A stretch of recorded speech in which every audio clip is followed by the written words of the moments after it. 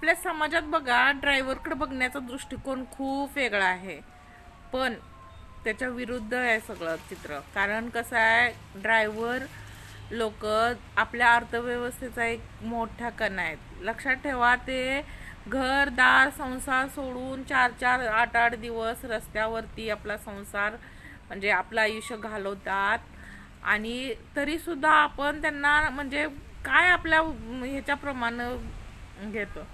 इतके म्हणजे स्वस्त जीवन नाही आहे ते. त्यांचं आयुष्य जगताना ते काय काय संघर्ष करत असतील. गाडी रस्त्यात बंद पडली, काय झालं, कधी कधी पोटाला त्यांच्या वेळेवर मिळत नाही तरी ते ॲडजस्ट करतात.